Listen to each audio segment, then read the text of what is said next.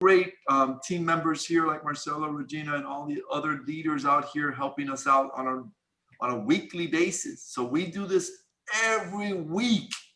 We provide a what? How much does this cost, Marcelo? It's free, Rick. Free as in beer. Free as in beer. Okay. So keep that in mind when you come in here, that we're not charging you at all. Okay. So we do this every Wednesday. We've been doing this for what, 8 months now? I don't know. I lost track of how long. And absolutely free. I don't think any other organization is doing that. Okay. And not just Wednesday. We actually have a Saturday session as well. And the Saturday sessions are pretty cool. And they're also free as beer. But we also have sessions where we talk about Spanish, right? In Spanish, we talk about Agile. How about that, Omar? We're building that out. How about, I'm interested in learning Agile foundational. Stop, don't get me with all these advanced people. I just want to know the basics. We actually cover that. We want advanced topics. We're talking about advanced topics. And how many of you have always lingered on, I don't have enough experience. No one ever gives me a chance to be a scrum master, to be a coach. They never give me that break. Guess what? We're doing that for you on Saturday. We're actually building out product. We're building out a tool that scrum masters and agile coaches are going to use. It's going to be an app, and you can be a part of that development work, actually working with the team to build that out. So again, thank you very much for joining our community. We like to send you that link. Neilu, are you there, young lady? I am here. Just go ahead and put that link on the chat. So if you're interested in visiting our site, just so you get more information on the sessions we have, please register there. And if you're also interested in any certification classes, we're also involved with that. So you'll hear a lot about the CAL, you'll hear a lot about the Kanban, and maybe additional classes related to Agile. So please join us there. Okay, so I want to actually pass the baton on to Marcelo. Marcelo, can you help me here? Yeah, absolutely. Appreciate that. I got the ball. Okay, and soon I'm going to give it to the author of this book, who is sitting in the gallery very, very quietly. Okay, but I have a sneaking suspicion that this is why you came here tonight. Okay, and this gentleman, who happens to be the author, happens to be a very long time friend of mine, but some of you might know him as the author of a different book called The Rollout. Okay, but since coming up with that book, he's come up with this book, which I got to tell you, not to plug him, but I'm going to plug him. Okay, this book is great. Okay, you can get this book and get some insights into some things that you might find surprising. You're saying to yourself, what that has to do with Agile? Yeah, very, very interesting things, but some very advanced topics. So I'm not going to talk about it. I'm going to let him talk about it. Without further ado, I want to introduce you to my friend, Alex Yakyma. Alex, please take away the screen from me. Yay. Welcome. Pleasure. Welcome. Thank you. It's exciting. It's exciting to those of you who joined a little later and did not see all the fancy stuff with music. I can tell you that was ridiculously awesome, and I've never experienced anything like that. So, well, okay, you're always learning something new. So that was great. So guys, first of all, thank you very much for inviting me to this event. And excuse me, those of us who joined today, thank you so much. Let's start our conversation. I'll try to share my screen real quick. Please let me know if it's working. Yeah, all right. And let's get started. So today we're going to talk about improving productivity of teams and programs, or more generically, teams of teams.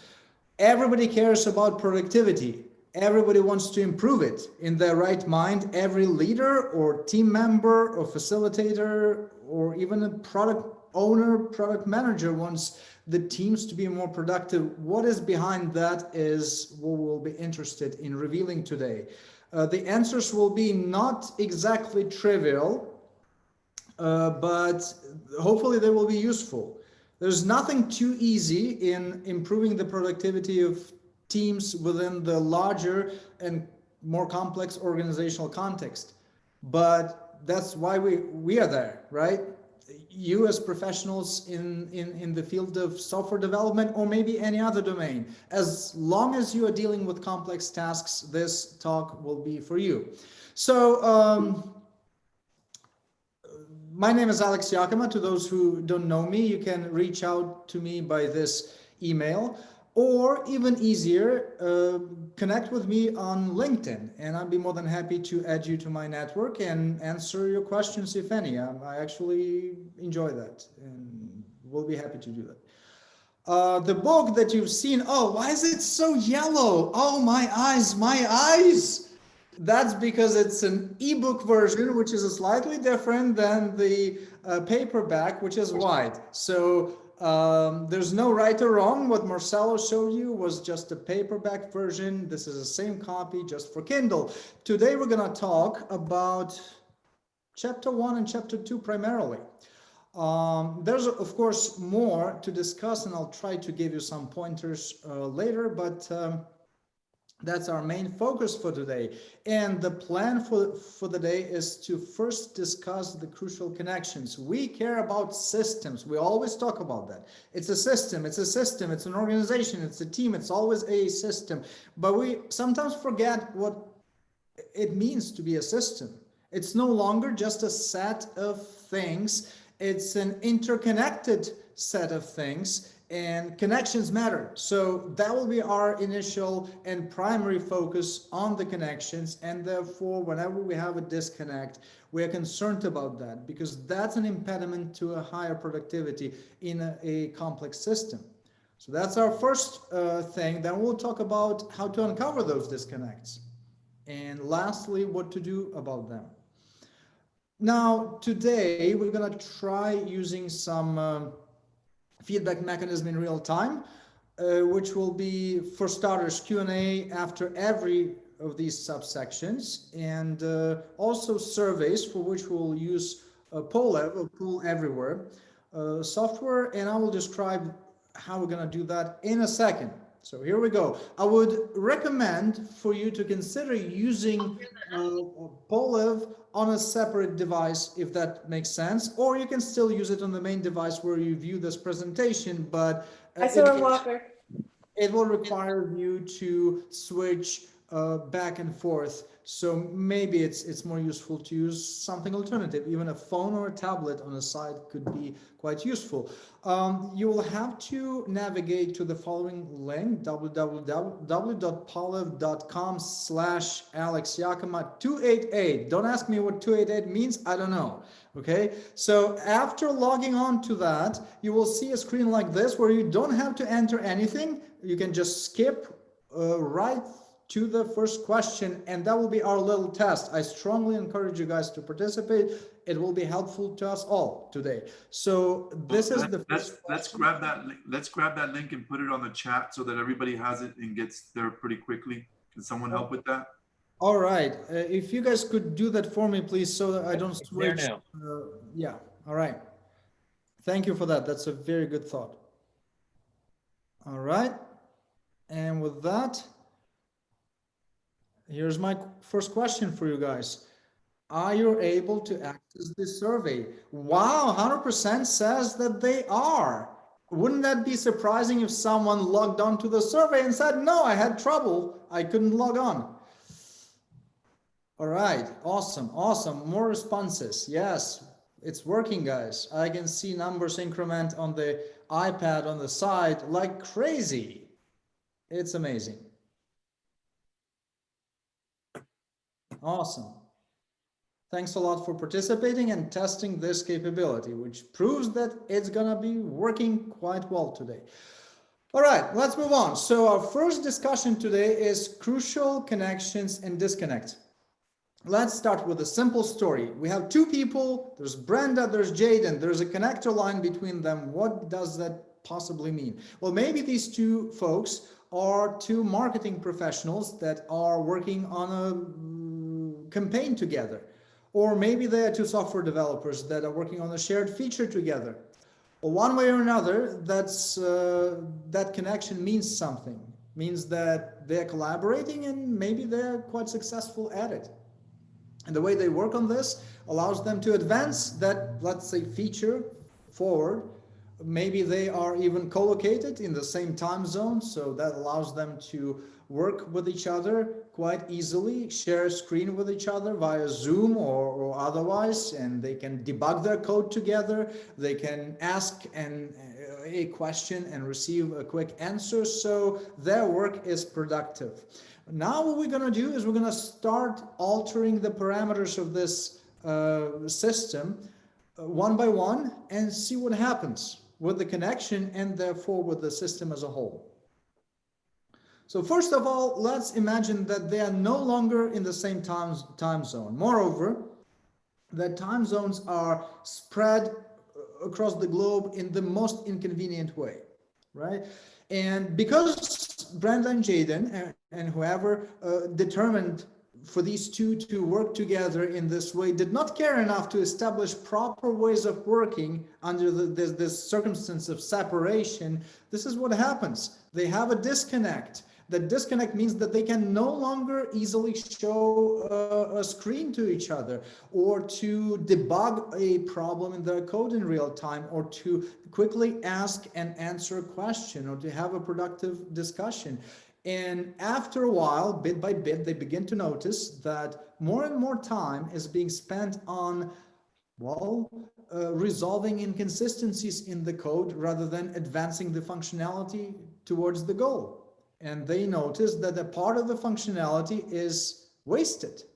And there's less functionality, less of capacity that is useful and used to advance the functions that they need. And maybe that's not just the time zone. Maybe also over time, these two have developed a personal conflict. Maybe Jaden has said some nasty things about Brenda's approach to dealing with non-serializable objects, and Brenda took it very personally. So now it's on. Now they don't communicate even via the email where they could, and if they could, just because they don't find that particularly pleasant. So what happens now is there's even more disconnects, and there's even more inconsistencies that they have to resolve. They accumulate faster, and there's even less useful capacity as a result. And this continues on, and maybe also there's a very different expertise that these two have, and ultimately they speak different languages, because maybe Brenda is really advanced in databases and data access, and Jaden doesn't understand that at all, and vice versa. Jaden is so focused on the UI, and Brenda doesn't understand that, but they have to communicate about it, and that gap causes an even bigger amount of wasted capacity, and so on. We see a problem here, right? Those disconnects, those things that prevent that connection from being robust and successful, they result in a very simple thing. We have less effective capacity to direct towards value creation. But generally speaking, this is an ideal system. Just two people connected with a single line, right? There's a lot more to it. There are a lot more players in the game, and even for these two, they are somehow connected to the customer, because whatever they do for a reason. So let's consider that they have a customer. They are connected to that customer through a product owner, which is in that case another example of a disconnect. Doesn't always have to be a disconnect, but it is in their case. And the customer itself is not just a single person or even a single persona. It's basically two types of people in this case. There's customer representative, a person who brings in the requirements. And in this case, they appear to be disconnected from the end consumer of that work that this team is creating. And that's not uncommon because, hey, the end user, well, they have a day job. They have things they have to accomplish for their enterprise, and their biggest responsibility is not to babysit IT. Moreover, the customer representative, she thinks she knows better what the end user needs, and maybe over relying a little bit on her expertise and her vision of it. So we have this disconnect right here. Now, here's what's interesting. In a complex system, when we start getting multiple different disconnects in different places, they begin to reinforce one another. And this is how it happens. An example. Let's imagine that the customer representative creates the requirements for a new release of software. Okay, but because of this disconnect, those requirements do not exactly reflect what the end user would benefit from, or what they really need, or what problems they're trying to solve. And they send these requirements, which are effectively wrong requirements. Now, because of the disconnect here between Brenda and Jaden, the implementation is also wrong. It's the wrong implementation of the wrong requirements. And that's what's been delivered over here to the end user. Looking at that, the end user says, oh my goodness, what is this? And sends it back to the customer representative saying, this is a mess. You guys better figure out what you want to build and what you want to provide us with. But what customer representative takes out of this is, oh my goodness, let me take a look at this. Oh, of course, it's implemented incorrectly. Well, in fact, they failed to notice that the requirements are incorrect, and they sent another request, which is, hey guys, this time please do it the right way, and the vicious cycle just continues on and on. And that is simply because they failed to notice that there's multiple disconnects piling up on top of each other, and it all starts with the wrong requirements for the wrong need, and then with the wrong implementation. Nobody can figure out where the root cause of the problem is, leading to enormous amount of waste. And this is happening in so many organizations. If you dig deep enough in your environment, you will find plenty of examples like this. So my first question to you guys is this: if you had a magic wand, what one disconnect would you repair in your environment? You will have to enter this in Polev. There will be no choices this time, but please enter a brief answer. And thank you for doing that. That will be very useful for others to see what your answer was.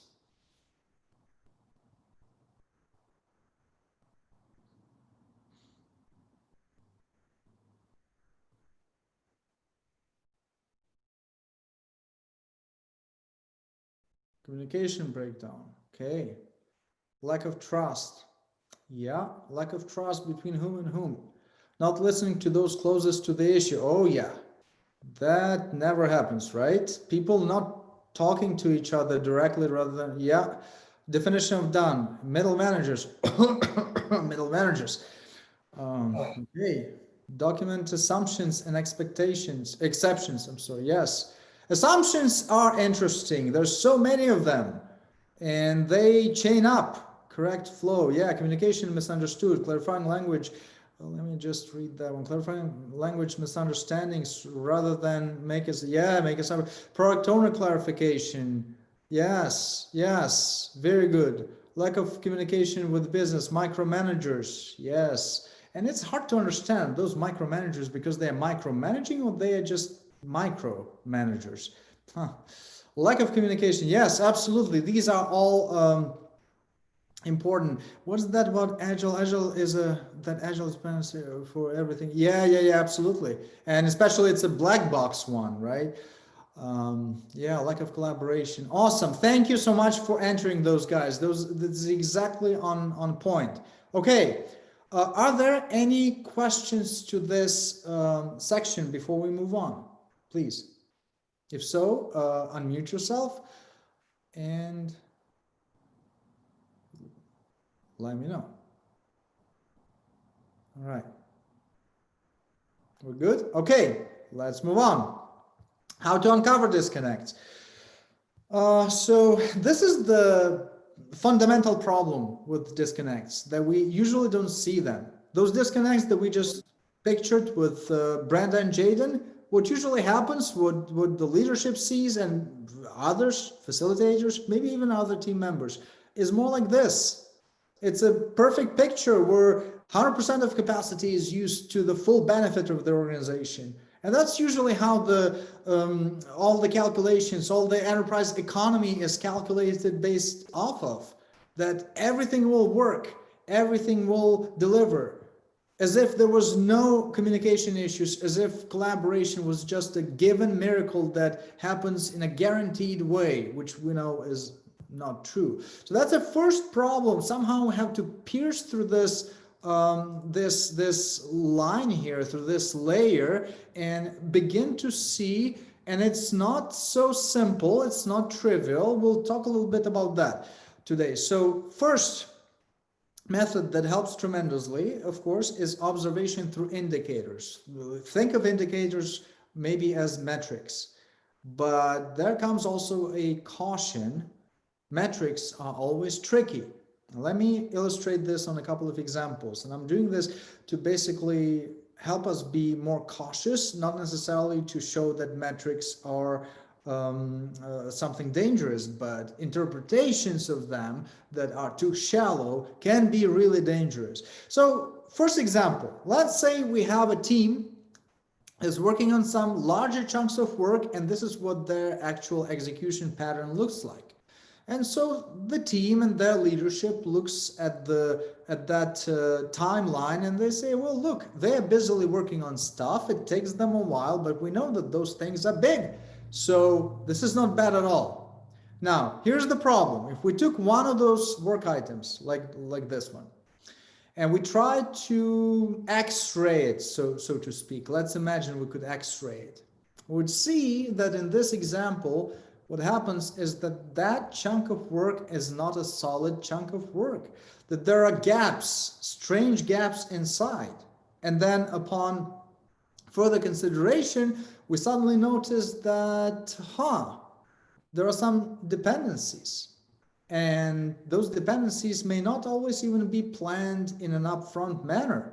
Some of those are emergent dependencies. But because teams, or this team, is not so good at managing them, and maybe they're also pressured by the management to deliver faster and keep working and working and working. So what happens is that once they encountered one such dependency, they drop this whole complex task and they move to something else because they need to advance. And maybe they just use some fancy little burn downs or whatever. They just need to show that they're burning down some hours. They don't care what they work on as long as they're working on something. But what happens is that this task, this chunk of work, will sit in the queue until the other team over here will be able to do their part and hand it over to them. And then only this first team will resume. So this is what's causing it, but here's what's interesting. Not only it makes things slower, but there's also inherent loss of capacity because of this disconnect that basically exists. This metric, this indicator conceals a disconnect. So here it is. Let's imagine that we have a complex task that is spread in time like this, and we have part one, and then part two comes around only later. Okay, so because of this, when the team gets back to that task, because they were not sitting on their hands, they were working on other things, they were context switching, the valuable context of part one has gradually dissipated. That knowledge has basically evaporated over time. So when the time comes to start working on part two, here's what happens. They need to somehow recover that context that they lost from the very beginning, right? Now to do that, that's additional effort, context recovery. But that context recovery is never perfect, never done perfectly. So there will be additional effort to fix the problems. Now all of a sudden, instead of having all capacity dedicated to value added activities, we have waste again, simply because we delayed the second portion of the task. And all of a sudden that metric that we had, which is just the overall duration, is not truly representative of the actual successes and problems on this team. Now, we can say that, oh, but maybe we should measure something else, because if we look at the size to duration ratio, it's like, roughly speaking, only 20%. So maybe that's the culprit. Maybe that's what we should be paying attention to. Okay, let's try to look at a different example of a different team where size duration ratio is much better, around 70%. And the execution pattern looks like this: very dense, very good. The leadership is happy. The only problem is that what they really don't know is that these are not end-to-end chunks of value. But what happens is that this team learned to adapt to tough circumstances they're in. And since there was leadership pressure, they split their work around dependencies. These are no longer true end-to-end value items. They're just tasks split around dependencies. And it looks great, but this is not the same picture as before. We still have a problem.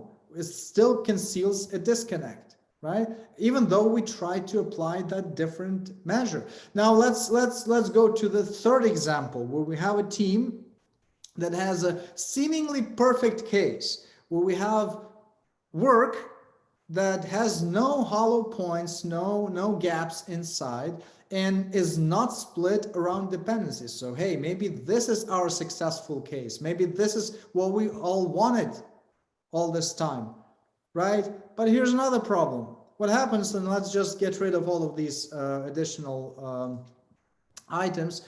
What happens is that, let's say this item here, item A, when they deliver it, after a while, the customer notices that that's not what they actually needed. And later on the timeline, they request another item, which is item B. And that item B is basically a way to implement what was really needed in item A. But hey, what happens is that these two items are connected. And in fact, what was truly intended here in item A was only finished here in item B. So the true lead time is not what we thought it would be, like this, right? It's more like this.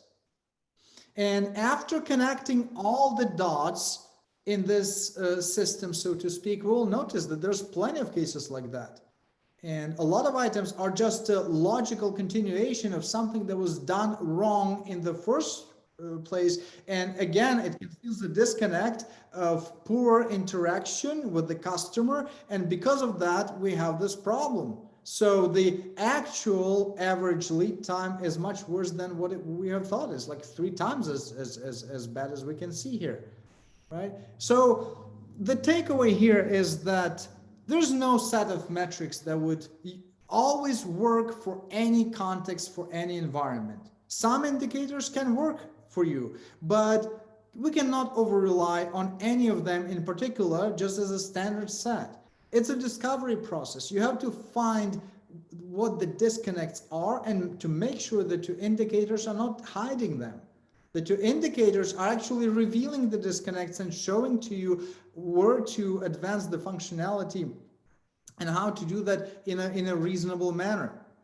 So my next question to you guys is this: what metrics do you currently have that may conceal disconnects, and what would you like to have measured instead?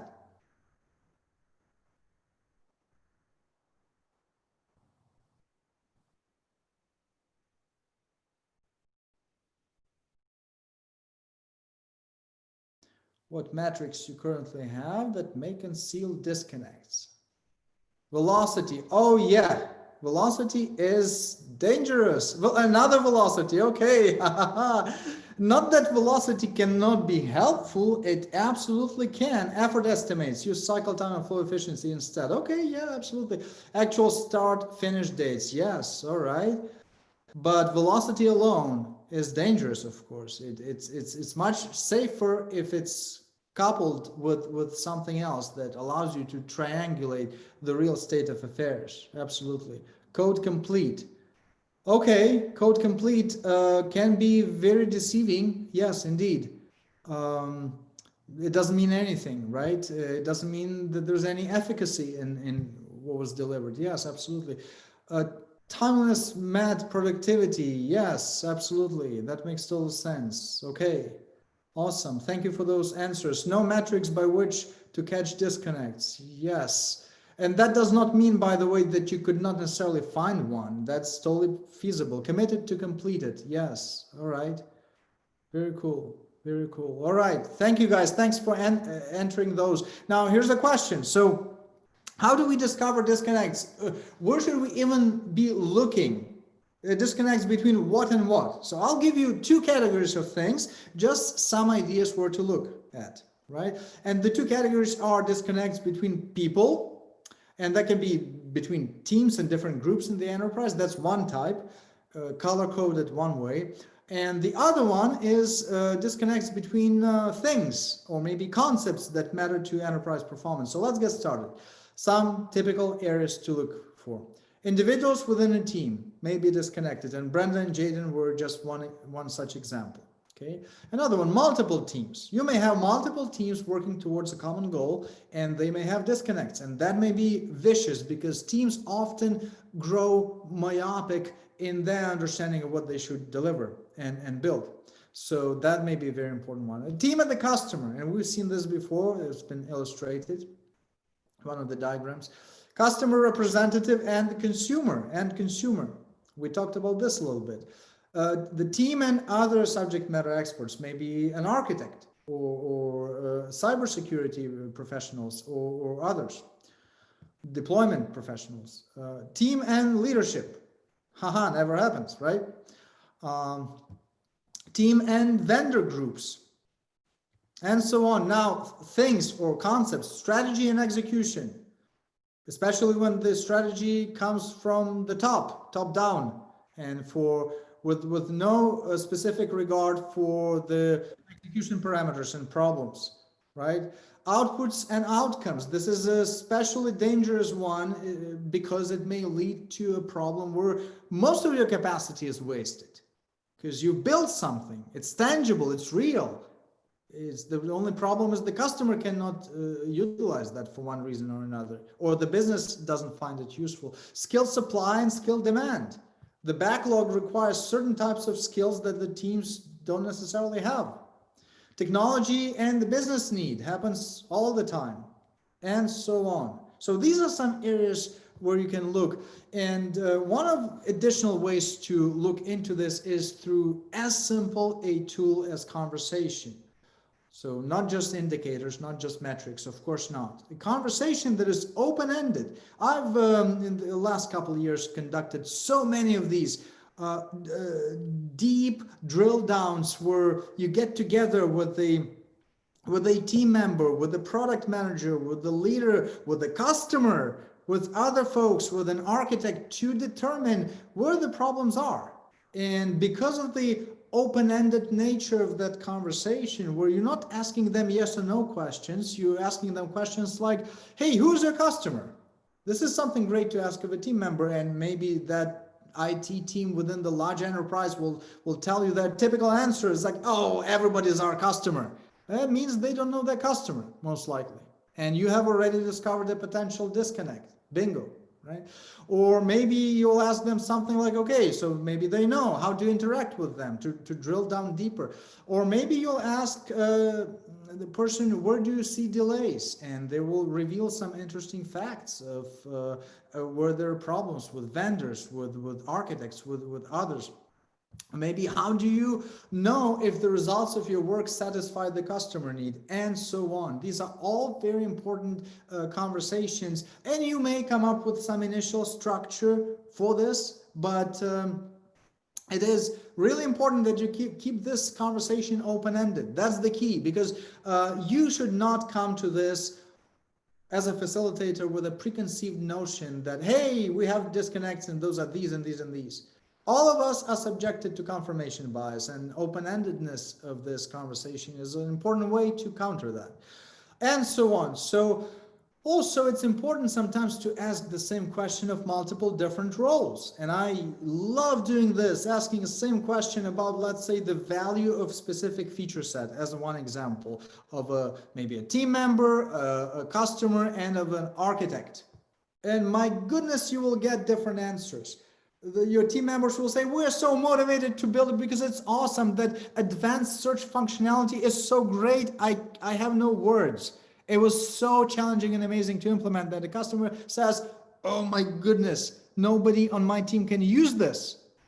It's too complicated. And the architect will say, what advanced search functionality, right? So, okay, now we found something. There are disconnects, right? And so on. So you also want to tease out the important things. And for that, your questions have to be concrete.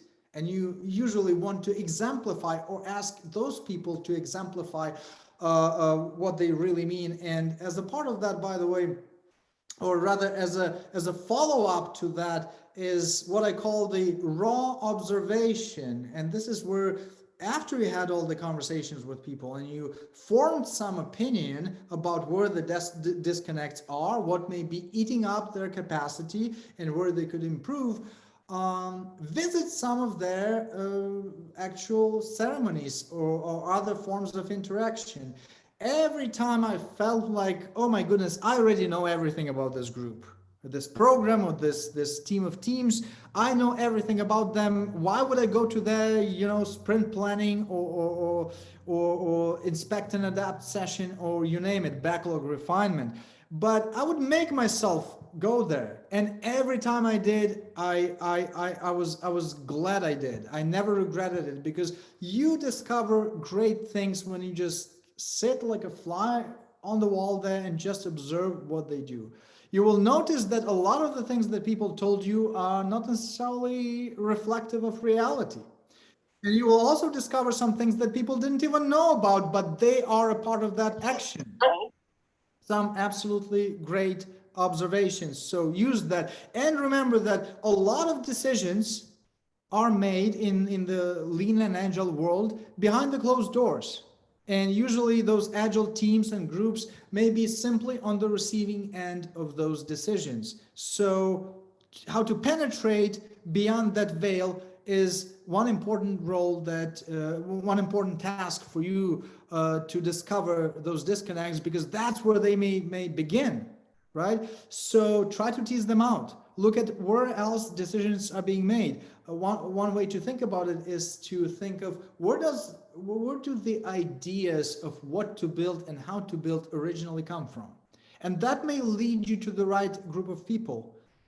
But maybe it's not a bad idea to, first of all, understand the lay of the land of who you will want to involve in this process to get multiple different perspectives, and how you're going to interact with them, and on what field you're going to play, right? This may be one of those things, those decisions that are made outside of the typical agile ceremonies. Often, fortunately or not, very important decisions are made exactly there. So we need to pay attention. And the question for you guys is, who would you involve in the discovery process of those disconnects? What would be your first question to them? It's two questions in one. So consider basically coupling those in the same text box. Just briefly, who would you involve, and what would you ask them? The whole team? Yeah, sure. But then you want to think about this. If it's only team, I'm at the danger of not being able to discover disconnects maybe with the customer or with other teams or with deployment folks or yada, yada, yada, right? Fill out the blanks. So you have to think this way. A disconnect with whom may even potentially exist in my environment, right? Management, yeah, awesome, okay. What do you think the customer really wants? Yeah, awesome. What's really most important to them? Perfect. And then compare that with the answer that the customer gives you. Wouldn't that be cool? Leadership, stakeholder as in sponsor, right? Okay. People doing the work, how far away from the decision being? Oh yeah, infrastructure teams. Whew.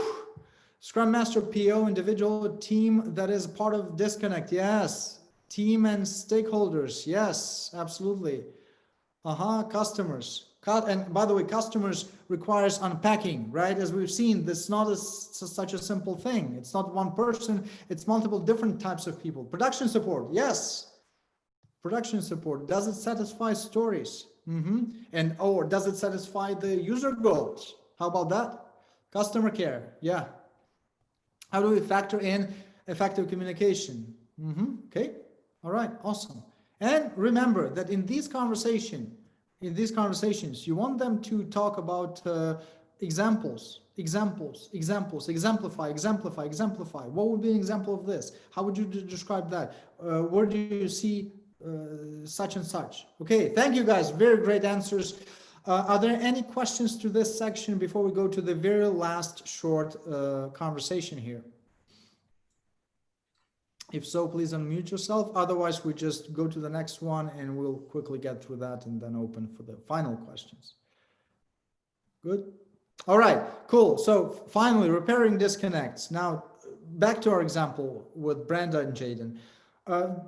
This is not so simple, right? Yeah, we identified the disconnects, and that's an important part of the improvement to even begin to see where the disconnects are. But repairing them is also tricky because just because it's the same team doesn't mean that the same approach will help with different types of disconnects. And you will certainly have to very carefully prioritize what you can and cannot repair, or rather, whose help would you need to repair some of those disconnects, because they may be systemic problems that you will have to attack. So maybe in terms of the time zone, there can be variance even in this particular case. Maybe shifting the work hours a little bit so that there will be some interaction points, some overlap, right? Or maybe that will not work. Maybe more frequent integration of code with all the consequences that it provides, and earlier discovery of issues. Maybe changing the team structure so that the teams that are working on the same feature are rather co-located, and maybe that would require certain expertise exchange, but you would build that up on your skill runway over time, and maybe some other things, right? In terms of conflict that they have developed, maybe they just need team building activities. So maybe some coaching is needed, or maybe something else. And you see already that these two, this and this, are two different types of activities and may involve completely different people to help resolve this. Or maybe the third one is, okay, expertise gap, I don't know, training, pair work, maybe something else, I don't know. Again, a whole different type of activity involved. So there's no general rule, of course. There's no general advice.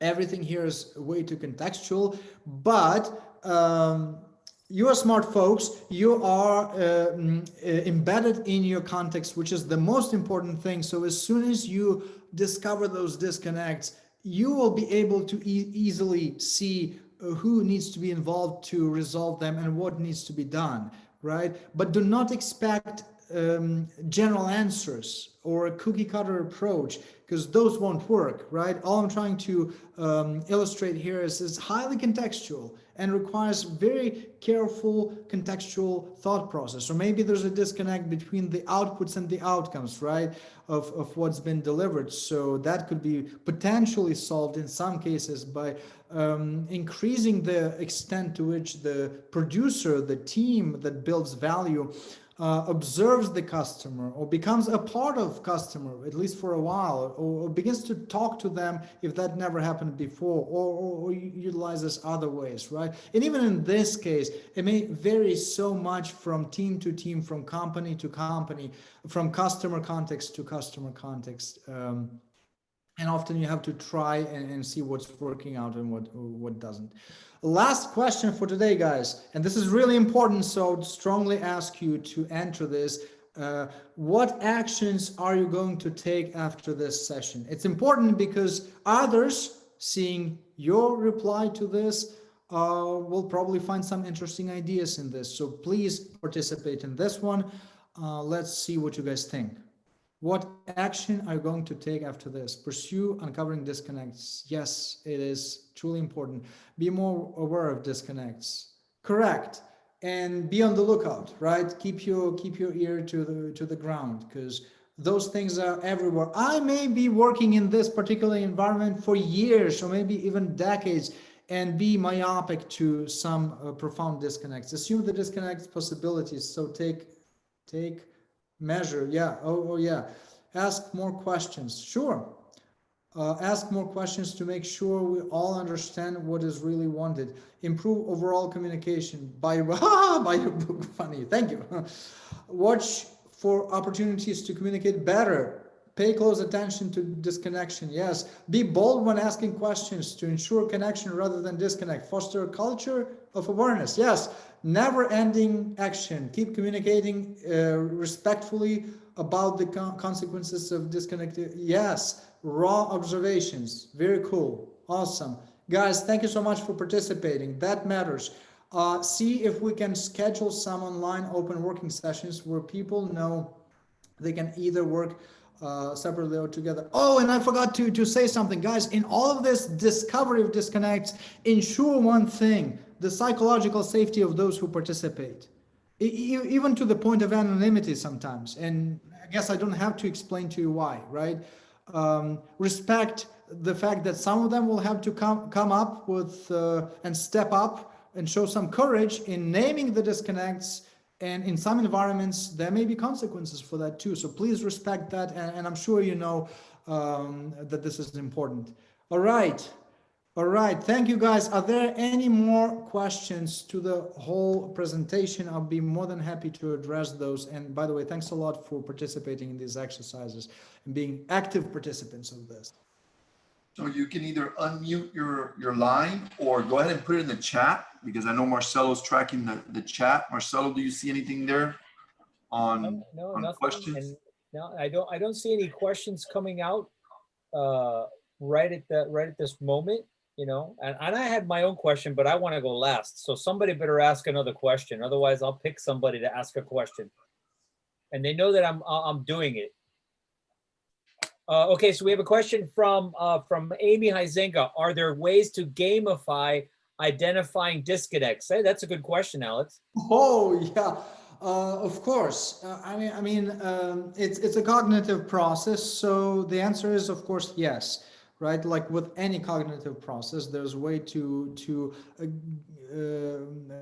gamify. Well, look. It depends on who you involve, right? If you are a part of that organization, and if you are opening up for just depending on the culture of that part of the organization and of the people involved, if you think that you may have a completely open and honest conversation about this and involve others and have a shared discovery, then it's a lot easier, and you may get together with those people and decide on the rules of this discovery. And maybe what you do is simply ask different roles to pair up with one another and come up with some important question that they believe, if they asked of two other roles, would allow them to discover disconnect, and just rotate on this role. Maybe have a dedicated session to this. But importantly enough, you would have to involve people from different functions and roles into this. So that's usually the biggest challenge, right? Awesome. So what was that? I said that's great. This little talk has gotten the questions rolling, Alex. You better be ready. Yeah, go ahead. I hope it helps. The next one's coming from Saba. It says, what if the disconnect is with upper execs and they're not reactive to your inquiries? Yeah, well, that happens very often, and actually more often than we think. So two choices there. One is they may not be reactive because of the nature of inquiries or how those inquiries are being made, right? Maybe sometimes you have to leverage help of other participants of the process, middle managers and others who have at least some ability to get the little fraction of the time of those higher profile stakeholders and involve them. So look more carefully in the nature of those inquiries that you're making and how you're making them, and maybe something could be repaired there. That's one thing. Cool. Yeah, that's awesome. So the next one says it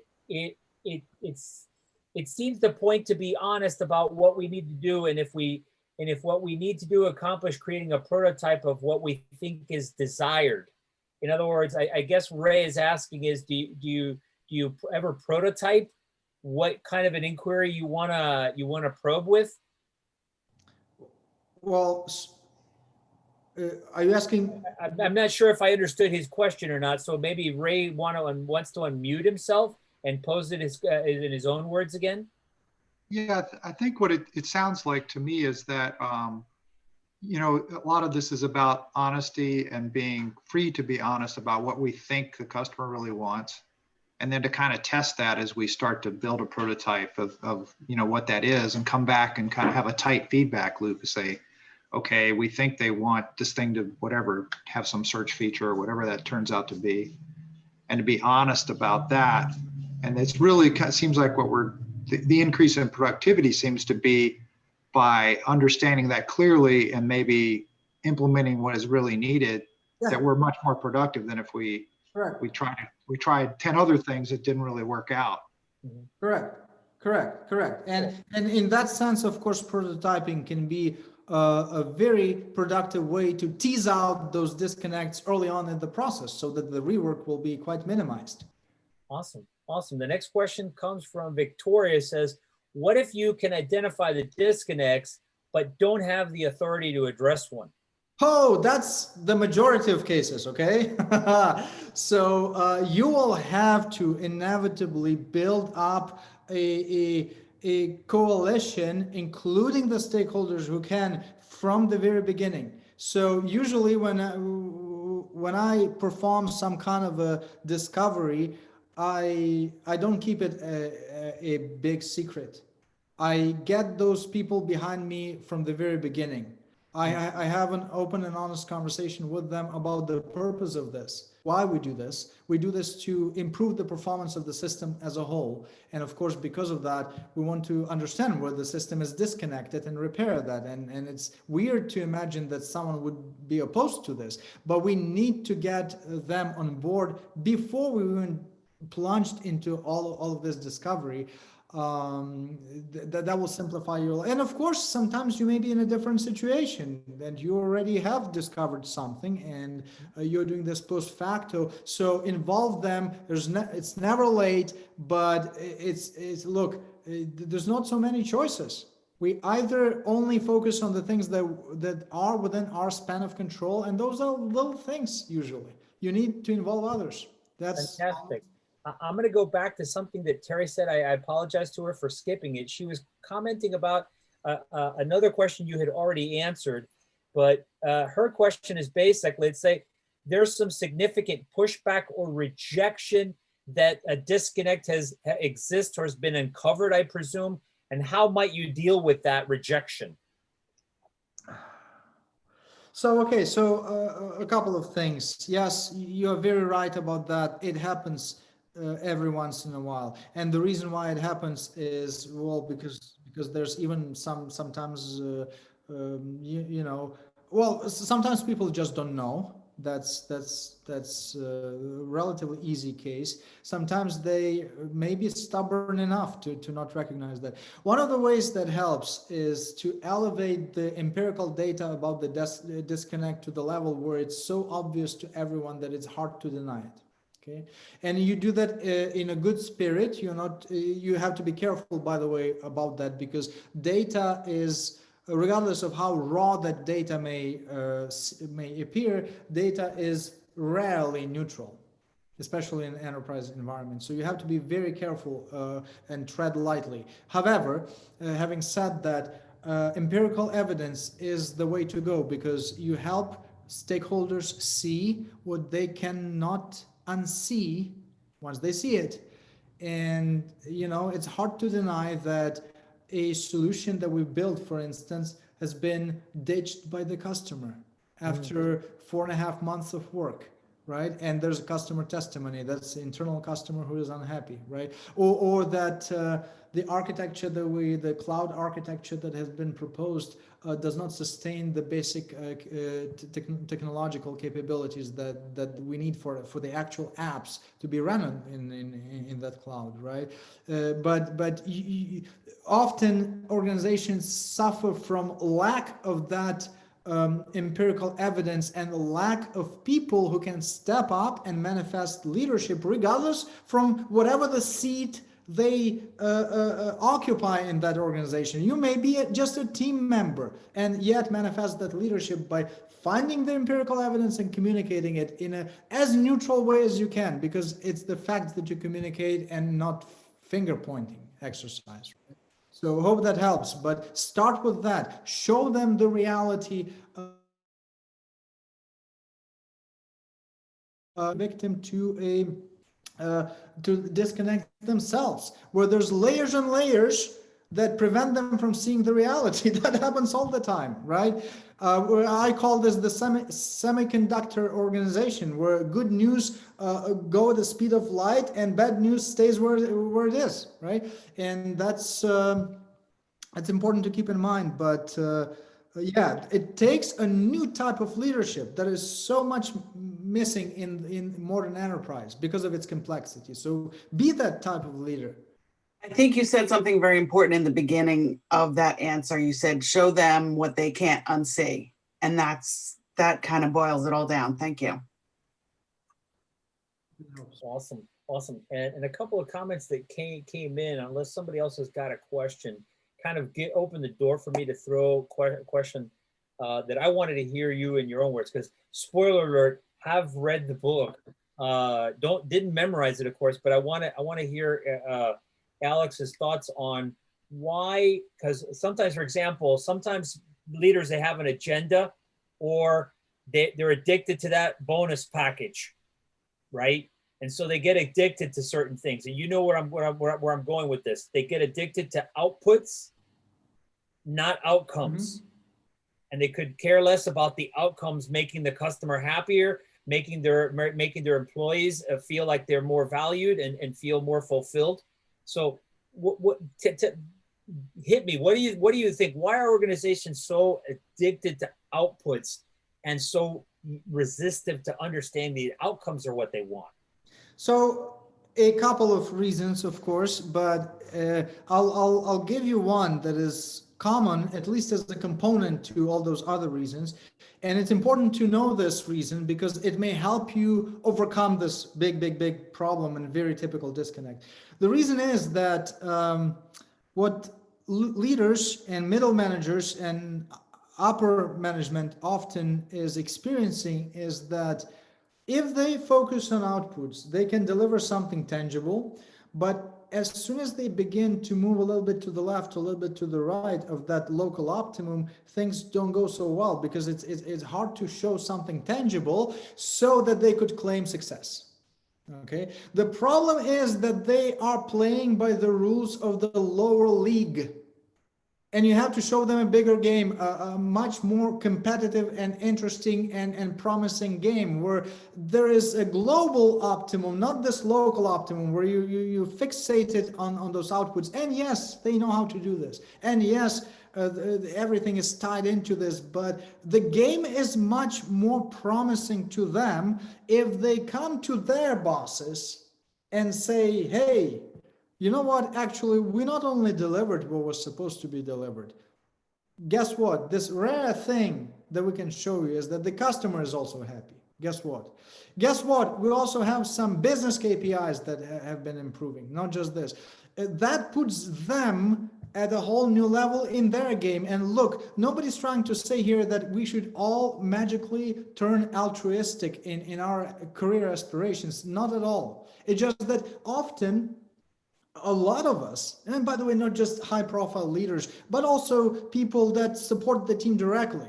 We are so focused on that local optimum because of not seeing better, because of some fear of how that would even work because of the non-existing feedback cycles, because of uncertainty. But that's a higher league gameplay, which, if introduced, supplies you with a whole different set of capabilities as a leader, or even just as an informal leader, a team member, and opening up a whole career runway for you. So this is not to be in denial of outputs. You should still focus on outputs, because without outputs, there's no outcomes. But there's more to this game that everyone can gain, even just in terms of their career development. Awesome. Awesome. Thank you, Alex. I appreciate that. We got another question from Andrea. She goes, what are some of your probing techniques? And I think maybe with that, we'll close the Q&A. Yeah. Okay. So I'll give you some of those. They're actually the chapter 4 that I have rewritten 11 times, by the way, before publishing the book. Contains some good rundown of the probing techniques, but roughly speaking, I divide them in 2 categories: direct probing techniques, and we know of those so well from the world of Agile. This is basically incrementing towards the final idea of what we want to build. We're just building a slice of that, right? It's an increment. That's a quite familiar notion. We know how to do this, but we often forget, however, that what is it a slice of? And we way too often focus on the solution that we build, forgetting the rest of the ecosystem. It's a slice across all the components of the ecosystem: the solution that we build, the people that are involved in that solution that support it, the people that are the users of that solution, the end consumer, the actual workflows, the actual real need for using that solution. You need a slice of all of those things, not just, let's say, the software that you're building. That's one. That's the direct techniques.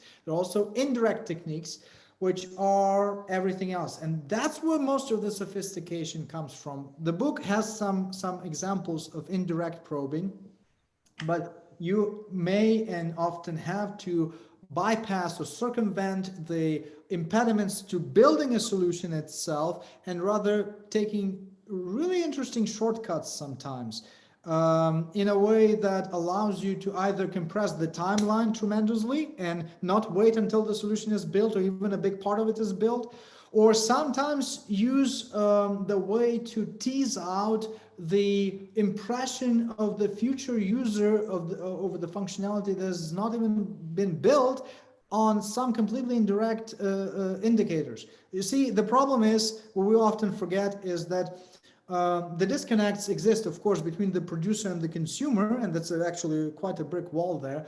But resolving that is not enough, because another disconnect exists between the consumer and the consumer in the future. It's not quite obvious, but if I'm your customer and you're building software for me, and you are over relying on my requirements as a consumer, yeah, maybe you're asking the right person, but I can be wrong, because maybe you're trying to empathize with me, but I cannot empathize with myself in the future, because I don't know how that feature will work out. I have an idea, but that may be a wrong idea, and often is. Such as the nature of complex systems. So indirect probing helps with that quite a bit. It will be a much longer conversation, though, to go into the intricacies of indirect probing, as it's not so simple. But there are some constructive methods of how to plan for indirect probing, a so-called substitution method, where you can start with direct probing scenarios and derive indirect ones out of those by a very simple thought process. So I totally encourage you to explore those further. You see why I asked Alex here? Because the guy's got a ton of stuff locked up in his head, and we got to get it out before it explodes. Oh, you guys are my outlet today. Thank you. And Marcelo, you're adding a lot of legitimacy to my day. Thank you for that. I love it. So great job, Alex. I want to give you a round of applause. Thank you. It's the presentation. Yeah, maybe we'll have to do another schedule future. I want to respect Alfredo's question, but we gotta close it down. So we'll call the rest of the questions, and maybe we'll see how we can connect with Alex again and see if we can get you guys some responses. Hey, know? you know what? Hold on, guys. We're not going anywhere yet. Hold on. Yeah. Send me those questions. I'll write down the answers. You'll publish it on your website. All right. So I need a big favor. I need everybody to turn on your video cameras. Please turn on Yeah. your video cameras. That's Come on. kind of a rule Come around on, here. Omar. Let's get the video cameras going. Ray, Yeah, let's Bob. go. Let's go. Bob, Bob, come on, Regina, man. nice to see Ray. you, Regina. Oh, look at Yeah. Hedrich with the book. What are you Sheila, showing there, Reed. Hedrich? Rocky. Yeah, come All right, on. let's get I the know video. you're there. I know you're there, Bob. You can't hide. Here's an interesting situation here. You know the drill. We talked about disconnect. But I actually want to see the connection. So I want you guys to either do this or do something where you're connecting somehow. Okay. So your job, we're going to take a quick snapshot, but you're going to show the connection. So this way you're connecting to your partner next to you with this snap. All right. So everyone, make sure you reach out to somebody and you're connecting. All right. So I'm about to take a picture. Let me know when you guys are ready. Some of you guys, make sure you fix your hair. Okay, come on. He's talking about me. He's Turn talking your about cameras me. on, actually. Ray. 5, 4, 3, 2, 1. All right. I hope I got everybody. I hope so too, because that was hard to hold. It's like, oh my God, now I'm stuck there. So what I do with this is I'm gonna go ahead and send that to Neilu. And Neilu, she's gonna post it in LinkedIn. So it's one of the only requirements. The only requirements is that you please like this. Hold on. I don't even think I got the right snapshot here for some Oh reason. my God. Marcelo. I only have Marcelo in this snapshot. What happened to my snapshot? I'm gonna need it one more time, guys. No, I'm you sorry. don't. I The last completely- time that happened, What You got your happened? camera disconnected. I got Marcelo's face. That's all I got. That's pretty weird. that's bad. That's Here really you go. bad. We'll try it again. Let me see if this works for me this time. 5, 4. Hold on. 3, 2, 1. Okay, I'm snapping, and for some reason, I hope it comes out this time. Okay, it looks like it came out this time. Copy. All right. Send it to Neilu. Ooh, wow. That was exhausting. All right. I don't know, guys. That was exhausting, Honestly, man. that was even too fancy for me. I've never had an interaction with the group like that. So We're talking about. Hey, man. I'm So, telling you. Alex, an amazing job. Again, very attentive. Everyone was really listening all the way through. I was thinking about all the times I over allocate myself. I'm doing 50 things at one time. And I know that I'm doing the wrong thing, but I need therapy to try to help me get all these things together. So you kind of shared my, like, okay, I got to be careful with putting so many things where I'm jumping from one to the other. It's really causing major delays in the long run. So thank you very much for sharing this a lot. And we want you back. This does not end here. Yeah. Like I told you, and Marcelo mentioned, you're invited anytime you would like to come. Anytime, even just to sit in, man. Absolutely. Even just to sit in. So You know? well, I think that's inevitable because at this point there's no longer just a speaker audience relation. There's too much love going on. So Yeah. Absolutely. Yeah. It's family. It's family. we are a tight-knit family here, so we're continuously collaborating, and you'll see even additional posts of us, talking to the group. Saturday is always a great session too. You're invited as well. Anything else that we want to end the day? How would you like to end it, Alex? What positive quote of the day do you want to end this session with? okay, so a positive one. Yeah, no negative. We're not interested. That's it. We're done. This is positive. We leave. I don't know how positive it will be. Once the world's one of the most famous physicists, Richard Feynman, said to his colleagues that were so eager to discover things is shut up and measure. So sometimes that's what we have to do, right? Yeah. So this is what I'm going to do. I'm going to shut up and measure people liking that link on LinkedIn. Do it. I'm going to hold every single person here. I'm going to measure Do it. to make sure Yeah. you're liking it. All Yeah. right. So the Dave Lou, people, are you there? yeah, and the people who are regular here do not have to fear that Joe Labara is going to make it to that post before you do, because he's 'Cause not he's not here. here. Unless he is literally sitting at home monitoring Transformation Experts' feed for He when could this be. post goes Oh out. my He God. could be. He could Got be. to And feel if like he is, anyways. and I wouldn't put it past him, that would be very sad. All right, it's on. Let's go, guys. Click on it. So Quick. somebody please be Oh, we're Joe. Everybody's already late. What? What, Yeah. Omar? Did you do this? What? Did you beat everybody already? Yes, Omar did it again. Omar, slow down. I know, right? Oh, man. No, we love it. I'm telling you, there's collusion. Collusion. Opportunity. Give the newer people an opportunity, Omar. I mean, it's like, be nice. Collusion. Nice. You see, Victoria was going slower. She was going slower on purpose. She was doing the nice thing. Let somebody else win. I mean, we want Margaret to come back. We want Dilip to come back. We want Rashida to come back. I mean, Sheila, we want her to come. Come on. Now you got people that just came in, would love It's to not have right, one, man. and you just messed it up for them, Omar. It's not right, Omar. It's Unacceptable. not right. All right. Not right, man. So again, thank you guys for participating. You guys have a wonderful night, and please stay Absolutely. safe. All right. Absolutely. Please, All right. and Great follow job, Alex. and follow Alex, orgmindset.com. Check out the book, folks.